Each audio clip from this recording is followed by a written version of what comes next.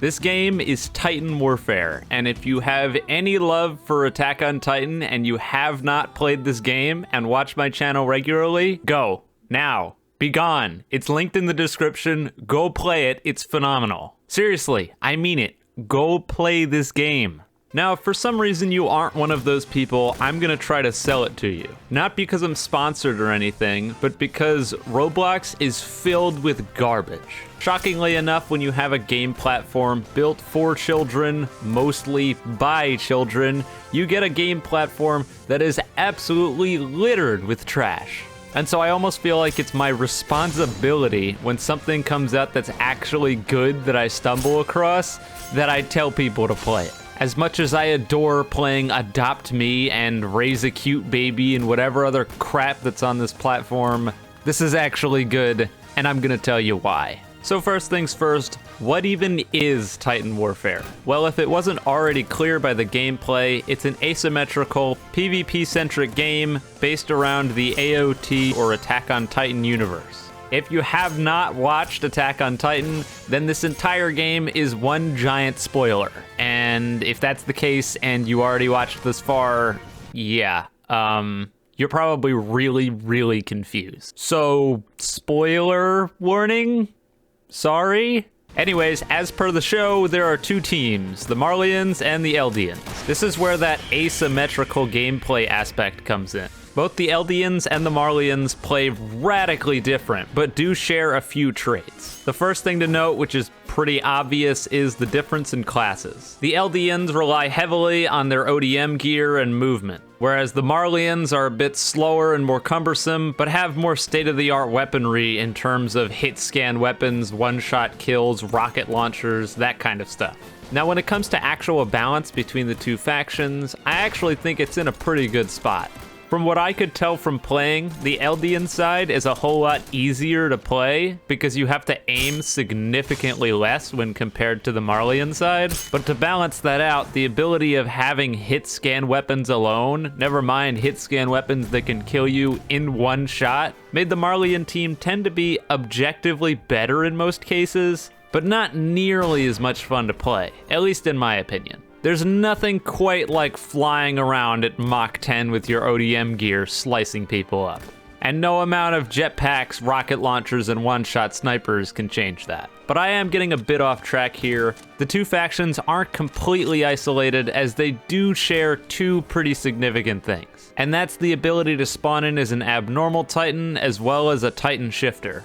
And if you have it unlocked, some heroes, which I don't have in the current gameplay. If you've ever played Star Wars Battlefront 2, the 2017 version, then this game will start to look very familiar, because the system in place for this is basically the exact same as that. And then you can use those points as basically a burn card in order to get access to the bigger and better classes. Now, logically speaking, you probably shouldn't be able to play as something like the Attack Titan on the Marlian team, but for the sake of variety, I can only assume, which is the right call, all the Titan shifters are available regardless of team. As a surprise to no one, Titan gameplay is a total departure from the normal gameplay that you'll be doing. Going from a tiny, insignificant soldier to a massive, hulking Titan that can kill a regular soldier in the blink of an eye, yeah, needless to say, it's not gonna be the same. Really, the best way that I can sum up playing as a Titan is basically you're playing a massive, sluggish version of YBA. You all play YBA, you'll know what I mean. I mentioned earlier that you can spawn in as an abnormal Titan as well, and I'm not entirely sure why this is in the game, and I'll get to talking about that a little bit later. But playing as an abnormal Titan is basically playing as a Titan shifter, except for you're a whole lot weaker. That's basically all there is to it. As for what you'll actually be doing regardless of side, there are 3 game modes as far as I can remember. Capture, which is basically domination from Call of Duty. There's 3 capture points. You've got to go into the capture point for a limited amount of time, and after that time, you capture the point. The more capture points that you own, the more actual points you gain in order to win the game. Payload, which if you've played Payload in literally any other game, is pretty self-explanatory. Stand near the cart, and if you're on the attacking team, it moves forward, and if you're on the defending team, it goes backwards. And Deathmatch, which if I have to explain to you, good God, you need help. But on the positive side of things, I really don't think there's much else that I can tell you here other than go play this game. It's so good. Go play it now because I'm about to start talking negatives. And you know me, nothing gets away without me talking about negatives. So obviously, the game is not perfect. Not by a long shot. And no game ever is going to be perfect. There's a reason it's called perfection. Has no flaws. Nothing's ever going to not have any flaws. That being said, I think Titan Warfare does have a fair few of them. So I'm gonna talk about them here just to have them on record so that you don't think I came out here and just told you that this was the perfect game, yeah? The first thing, which part of it basically only has to do with me, is your health UI and your name appearing above your character. The health UI I think is perfectly fair on here. The name above your character thing is limited just to myself. Some of you may be asking, Eclipse, why do you care if your name is listed above your character? And that's because when I record these things, I usually like to stay anonymous. I know, it's weird to say that while literally in the spotlight of 190,000 people. But when I sit down to play a game, I don't usually like people coming after me. The ability to just play anonymously is something I really value in games. And in this game, that's really not an option because the developers plastered your name right over top of your head. And with how often the camera moves and how often you move your camera, if I wanted to hide that, I'd basically have to blur out the entire middle of the screen, which obviously I'm not gonna do. For the footage in the background, I just play it on a generic account that I've used in videos before, so people won't just immediately recognize it's me. But I just don't have any clue why games feel the need to put your name above your head while you're playing, as if somehow you'll forget your own name. Just seems odd. But on the other front, your health bar being above your head as well is really annoying and makes it almost impossible at times to track how much health you actually have, especially when you're playing as a Titan. Titans have massive health bars, and with those massive health bars, there's these tiny little numbers that you can keep track of to see how much health you have. If it were up to me, which it's not, I would have the health bar very clearly visible at all times in the top left of your screen, and make it big enough so that you can actually see how much health you have. As oftentimes I'm playing and I start getting shot by something, and I have absolutely no idea if I have enough health to take on the fight or not. I usually just decide to go for it because who really cares? And that doesn't make any sense. You shouldn't have to do that. Next on my list here still has to do with Titans, and it's the Titan balance. Or more so, the Titan shifter balance against everything else. I understand that they wanted Titan shifters to be powerful, but the way they are, at least from what I've played, is just ridiculous. There's a mechanic in the game where when you get low health, or really at any point, you can press X and you'll eject from your Titan. Most Titans you can eject and reinitiate from 2 times. And every time you do that, your max health when you respawn in the Titan is a little bit lowered. But what this mechanic really ends up doing is basically make every single Titan shifter have 3 lives, as if they weren't strong enough with their giant health bars. A lot of the time, I see good Titan shifter players basically just getting in it at the start and never dying throughout the entire match. Or they do die, but they just go into their Titan again because they had like 1 health, they exit, they come back.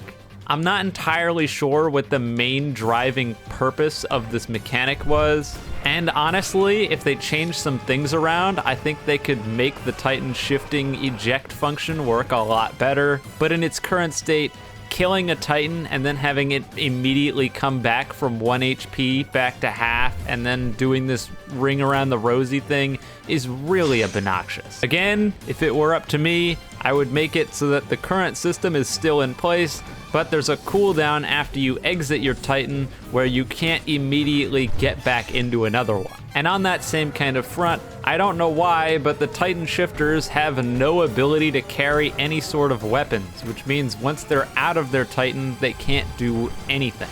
That doesn't make any sense to me. Give the Titan shifters weapons, make it so they can actually play the game while they're not a Titan, and put in a cooldown. That or just remove the eject functionality after you use the first shift in the first place, or make it so you can only do it once. Something. This whole eject immediately shift into a Titan thing where people are in a Titan the whole match is so dumb.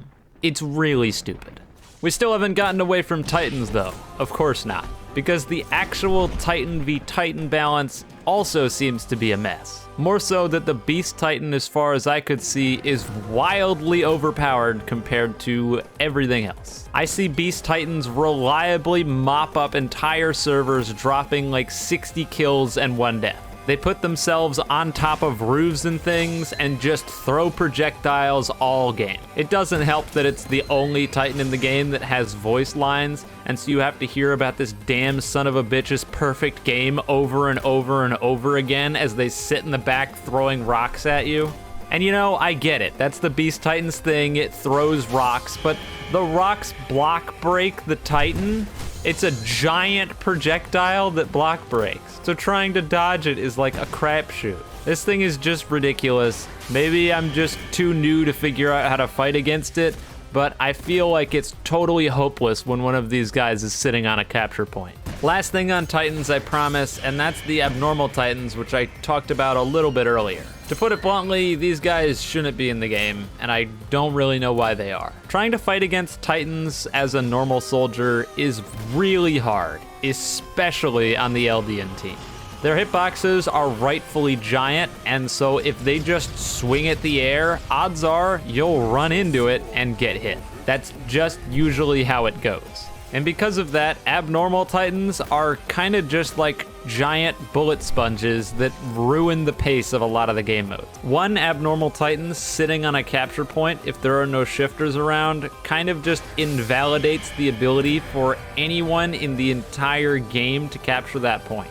It just stands there and there's not much you can do, because if you try to attack it, you're just gonna get smacked. Maybe I'm missing something when it comes to Attack on Titan, but I don't really know how random soldiers are able to be controllable abnormal Titans. Don't spoil anything unless it's like literally at the complete end of the series that's still airing, but I don't know. The whole thing just seems off. And that's it on Titans, I promise. I won't talk about Titans anymore. No more Titans. The other things I have to talk about are relatively minor, so I'll try to knock them out pretty quick. Number one is something that can't be fixed and is just kind of an inevitability when it comes to games that are competitive and have hit scan weaponry. And that's that I've seen some very suspect players on the Marlian team just reliably shooting the entire team down while they're going max speed. Aimbots. I'm talking about aimbots. It was very rare. I played a lot of hours and I only really saw one guy, but that one guy that was going like 45-1 as a regular Marlian soldier, yeah, something didn't seem right there. He might have been an esports pro, I don't know, but it was really suspect, and it's just kind of a shame that people cheat in a kid's game. One of the other things is distracting sounds and visuals, which again, I can kind of understand that when you transform into a Titan, it's supposed to be like this big thing, but when there's a lot of Titans popping up all at once, your screen basically going entirely black almost, or being so blurry that you can't see anything, is really distracting, and I wish there was a toggle or something for it. Maybe there is and I missed it, but as far as I know, there's not. And in terms of sound, everything is pretty good other than the flares, which for some reason will play on every single person's screen regardless of where they are. I think it's the only sound in the game that does this, but it's really annoying constantly hearing the flares go off. If I'm close to it, sure, but when I'm literally in the menu and I'm hearing flares go off, yeah, there's probably a problem. And the last two things are performance related, which is kind of weird coming from me on my computer. The first is something that probably can't be fixed, but it was weird because sometimes I would be doing things and the ping would spike and things would freeze up. I have a feeling it could be on my end, but I don't know what it would be or how to fix it if it is on my end. And I don't experience it in any of the other games I play.